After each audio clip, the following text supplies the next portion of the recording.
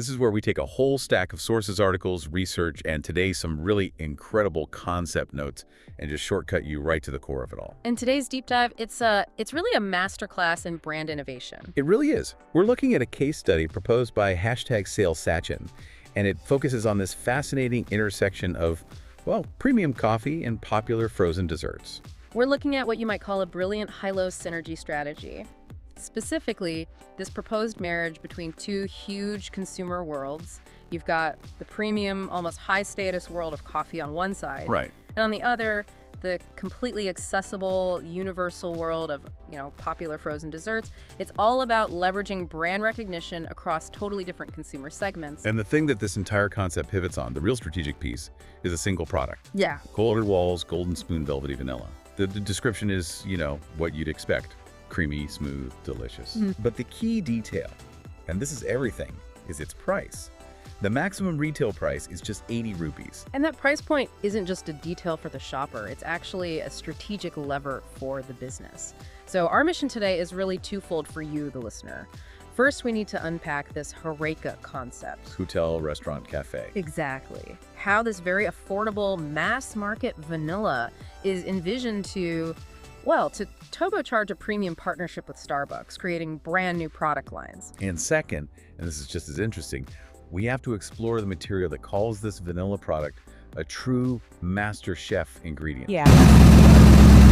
One collaboration. It's about understanding the remarkable versatility of a really affordable base. An ingredient that can elevate everything it touches. The challenge is always how to scale innovation but still keep the quality high. I mean, you have these massive established brands, and they need to find something new and exciting for their commercial customers. Of course. And to do that, you need a foundational ingredient that's, high quality enough to sit next to a premium brand like Starbucks, but, and this is critical, it has to be cost efficient enough to actually drive profitable, high volume sales.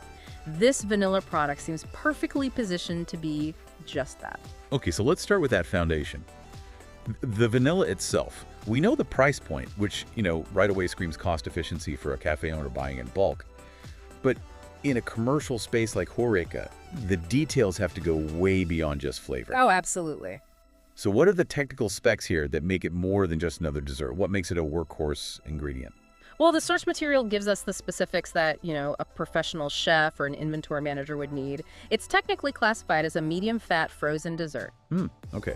What does that classification really mean in practice? It's important for regulations, for one, but also for flavor stability and texture. It tells you how it's going to behave when you mix it or when it melts. And what about the pack size, calorie counts? So the product comes in a pretty generous 350-gram pack. That's 700 milliliters in volume. But here's the detail for the commercial application. The energy content is stated very clearly. It's 82 kilocalories per 50 gram serving. Right, 82 kilopar per 50 gram.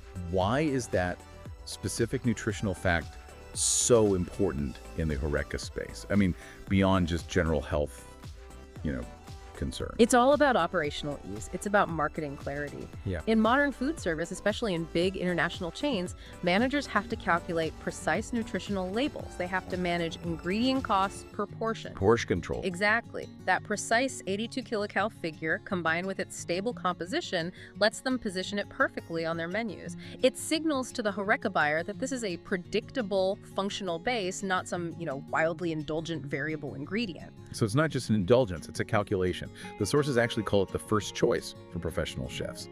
That precision plus the 80 rupee value, that's what makes it a strategic asset. Precisely. If you're running a high-volume cafe, your vanilla base needs to do three things: deliver great flavor, consistent texture, and most importantly, predictable cost and composition.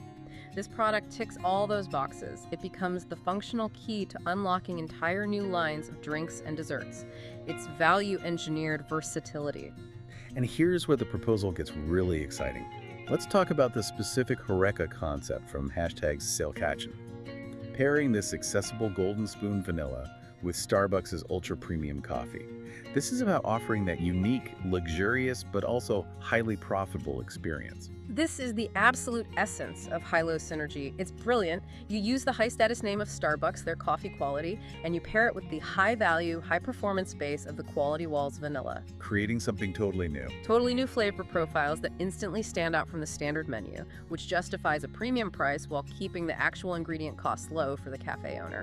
Okay, but let me just push back on that for a second. On the brand strategy, if the base product is so cheap, just 80 rupees, doesn't Starbucks risk kind of diluting its premium brand by associating with something so massive market? That's the critical question, right? And the answer is all in the execution and the experience you create.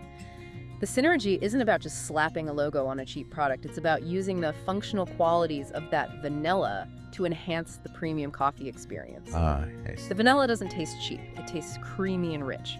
The customer is paying for that amazing combination, the unique flavor, the Starbucks atmosphere. The vanilla just makes the final product excellent and, highly profitable. That makes perfect sense. Okay, let's break down the 4 core SKUs they proposed, because the thought behind the sensory experience for each one is really well designed. First up, the Velvety Vanilla Black Coffee Float. This is an instant visual winner. The concept is pure contrast. You have a generous, large scoop of that vanilla just floating majestically on top of a freshly brewed, piping hot Starbucks black coffee. And the experience they're promising is just that classic, wonderful balance. You get the robust, the inherent bitterness of the coffee, which is then dramatically cut by the rich sweetness and creaminess of the vanilla. And as it slowly melts, the whole thing becomes this kind of dessert coffee that's described as having a comforting taste. Simple, but visually arresting and just, satisfying. Okay, now moving to the cold side, we have the Velvety Vanilla Cold Coffee Indulgence. Right, and here they're really capitalizing on the vanilla's stability. This is Starbucks' classic cold coffee blended directly with the Golden Spoon vanilla. And they suggest loading it up for garnish, right? An extra scoop of vanilla, maybe a sprinkle of coffee powder or chocolate shavings. This isn't just a drink anymore, it's practically a meal, a really decadent treat. The goal here is textural thickness. The blending capability of that medium-fat frozen dessert, it ensures a really thick, chilled, creamy beverage. It's perfect as a sweet indulgence or for, warmer weather. It just maximizes that treat factor. The third one is, I think, the most dramatic. The Velvety Vanilla Espresso Affogato. This is like high-speed dessert chemistry. Oh, absolutely. It's simplicity perfected. It relies completely on those contrasting textures and temperatures. You just take a hot, fresh shot of intense Starbucks espresso and pour it right over a scoop of the vanilla. And that experience is just this glorious, delicious sensory collision. You get searing hot and icy cold, bitter and sweet, all in one mouthful. It's so quick to prepare, which is vital in a busy cafe, but it delivers this complex, memorable experience that just screams premium. And finally, rounding out the line for, guaranteed mass appeal is the Velvety Vanilla Frappuccino Fusion. You take a standard Frappuccino base, which is already a huge seller, blend it with the Golden Spoon vanilla, and then top it all off with whipped cream and a vanilla drizzle. The sources predict this will be highly popular. Well, of course. It combines 2 known winners into this hyper-sweet, frozen, dessert-like blend. So if we connect this all back to the bigger picture, the sources cite some pretty clear business opportunities that come from this kind of synergy. It's not just about selling 4 new drinks. No, it's about reshaping the entire menu strategy. It provides innovation, right? Giving customers something genuinely new and exciting they can't get anywhere else. It leverages brand collaboration, so you've got the trust of Quality Walls with the aspirational quality of Starbucks. But what about the logistics? Launching 4 new products across so many locations sounds like a nightmare. And that's where the simplicity of the base product comes right back in. Because the vanilla is consistent, affordable, and it's available through a wide distribution network, the cost of entry is much lower. It drives increased sales with these new, desirable SKUs without needing new, complex kitchen equipment. You just need a scoop and a blender. Right. And most importantly, it boosts customer engagement by offering those unique, memorable flavors that build loyalty and create that social media buzz. This whole proposal is just a masterclass in maximizing the value of that 80 rupee product for a premium environment. Okay, so now let's shift gears completely. We've seen how this vanilla can be engineered for a high-end premium cafe. But what about the other side of that coin? The sources make a really strong case for its broader use in, well, every kitchen, calling it the Vanilla Master Chef application. Exactly. This is where we stop talking about Starbucks and start talking about the product's raw functional capability. This section basically confirms that the Golden Spoon Vanilla isn't just a partner for coffee. It's a standalone, really versatile ingredient. It is. Its composition, that specific medium fat frozen dessert classification we talked about, gives it excellent structural stability and texture retention. And that's the key to how it performs in so many different recipes. Let's run through some of the classics, starting with the simplest, which is just a general coffee topping. Right. Whether you put a massive scoop on hot black coffee or you mix it into cold coffee, its creamy texture is the perfect counterpoint to that bitterness. And because of its specific makeup, it actually melts a little slower than some higher fat ice creams. Oh, interesting. Yeah, so it gives you more time to enjoy the experience without the coffee getting watery right away. Then you have the ultimate fizzy classic, the Coke float. We don't really need a how-to on pouring soda, but tell us why this vanilla works so well for a float. The stability of the vanilla is everything here. When that large scoop is added to the cold carbonated Coke, the fat and the stabilizers in the product react with the fizz to create that really desirable, long-lasting froth on top. A low-quality, icy dessert would just break down and dissolve too quickly. This one holds its shape while making that classic foam. And for the quickest possible indulgence, the cookie sandwich. Simple genius. But again, it relies on the dessert's structural integrity. The act of pressing a scoop between two cookies, especially if they're a little warm, it requires a base that holds its shape without just squishing out the sides. Yeah. It creates that perfect contrast, soft, creamy vanilla and a firm, crunchy cookie. And the timeless pairing, big scooping and hot chocolate sauce. This is the benchmark test, really. 2 big scoops, a generous pour of hot chocolate sauce, maybe some nuts. This tests how it handles that high heat contrast. This vanilla is designed to stay palatable and hold its shape even as that hot syrup hits it. You get that perfect melt versus hold dynamic. It's also described as the best base for a thick and delicious milkshake. And that goes right back to the fat content and the stabilizers. When you blend milk and 2 scoops of this Golden Spoon vanilla, the consistency is described as thick and decadent. It doesn't just turn into thin, watery milk like some other bases might. It provides the body you need for a really satisfying chilled drink. But the real insight for me, the one that ties this whole high-low synergy into a cultural moment, is the final application, Indian sweets topping, specifically with gulab jamun and jalebi. This is just a brilliant connection. What's so fascinating here is how the vanilla just transcends its category.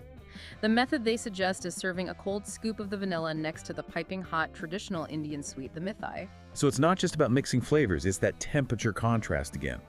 The source highlights the amazing balance you get when the hot, syrupy sweetness of, say, a gulab jamun meets the cold, creamy, and mildly sweet texture of the vanilla. Right. It takes a beloved traditional dessert and just instantly modernizes the whole experience with almost zero effort. That detail really underlines the product's global adaptability.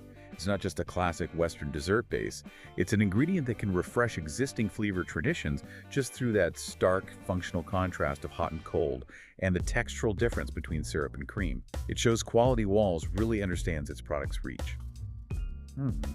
So let's circle back to the core takeaways here. We started with this single, very affordable product, Quality Walls Golden Spoon Velvety Vanilla, MRP 80 rupees. And we've seen its potential in 2 totally different but, strategically linked worlds. The first pillar is really the overwhelming commercial power of this cross-brand, cross-category innovation. The Starbucks proposal shows how finding that common ground between a high-end service brand and a high-value, cost-efficient consumer product can generate completely new, premium-feeling items for the HoReCa sector. It's perception engineering built on structural value. Exactly. And the second pillar is just the sheer functional value you get from an affordable, highly versatile base product. This vanilla pack is not just a dessert, it's a foundational ingredient engineered for stability and performance. It has the technical specs to handle a sophisticated affogato on one end, and on the other, refreshing traditional Indian sweets.